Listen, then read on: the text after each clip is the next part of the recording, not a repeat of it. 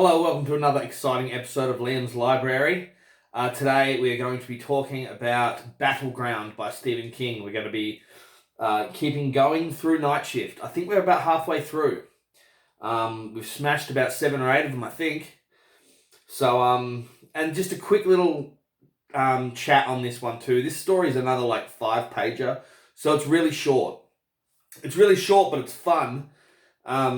Stephen King, back in the 70s, really knew how to just introduce you to a character, put him in a fucked up situation, and then kill him.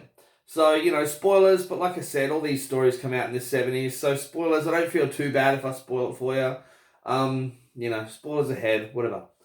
It's this guy, right, and he's showing back up at his hotel room, and he's a hitman. And it goes into a bit of his backstory about how the last person he had to kill was, the owner of this toy company. Right, it says that on about 3/4 of the page. Then, just before he's about to let himself into his hotel room, the desk clerk calls him back and says, "You've got a package." So she hands him this rectangle box, and it's got an envelope with it. And, he gets home, he chucks it on the coffee table, he walks around, and then he has a quick little look at his package. And it's actually from someone who knew the owner of the toy company, right? So this assassin's just got back from murdering this guy, but this package was sent 5 days earlier, and he's only just getting it now. So he slowly sort of opens it to make sure it's not a bomb, just sort of checks it out. It's not a bomb. Then the box starts moving in his hand. So he very calmly puts the box down, retreats sort of into the kitchen area, flicks the light on, and watches as this rectangle box opens itself and little army men start crawling out, right? And so in the envelope that he got given is this inventory of what's in the box. And it's got 20 army men, I think it's 8 helicopters, scale model helicopters, some bazooka men, and some other stuff in there, right? And it all starts crawling out alive. Not alive, like toys. They're toys. But even when the guy first spots the first army man crawling out of the footlocker, his eyes glint at him. It's almost like these little things are alive. They're about that big, and they're toys. They're army men and stuff. But they start shooting at him, and it starts drawing blood, and it feels like fucking bee stings. So he fucking panics, tries to kick one, tries to fuck him up, but they're swarming out now, and these little cars are cruising around, and they're on radios and walkie-talkies, and they're planning his death, and he has to escape into the bathroom. So he does. He escapes into the bathroom while these things are fucking throwing bullets at him and grenades at him. And he barricades himself in there. And eventually, they start using rocket launchers and trying to blow a hole through the fucking door.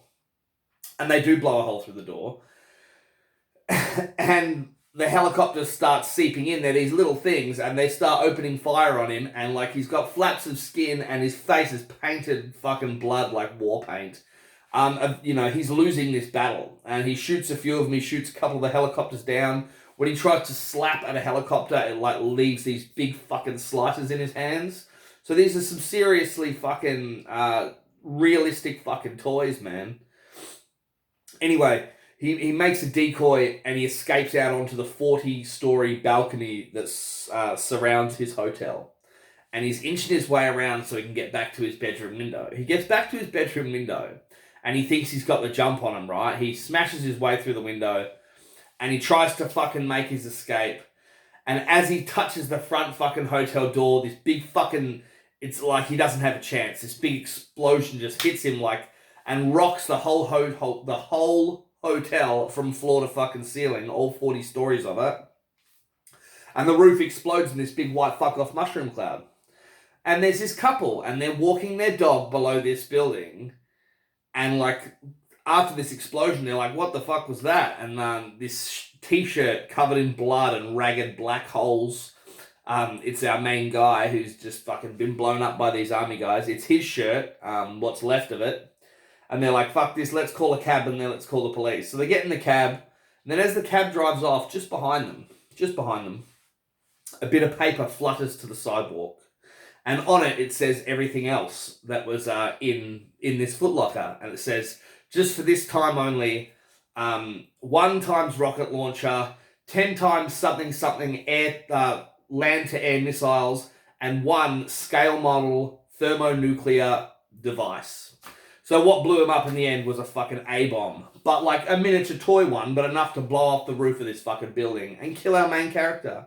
And it ends just like that. Another five-page little story about killer toys, killing a hitman, getting revenge, getting his just desserts.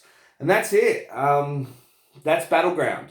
There was a TV show a while back called Nightmares and Dreamscapes, a Stephen King special, and instead of just having Nightmares and Dreamscapes short stories, it also had short stories from Night Shift.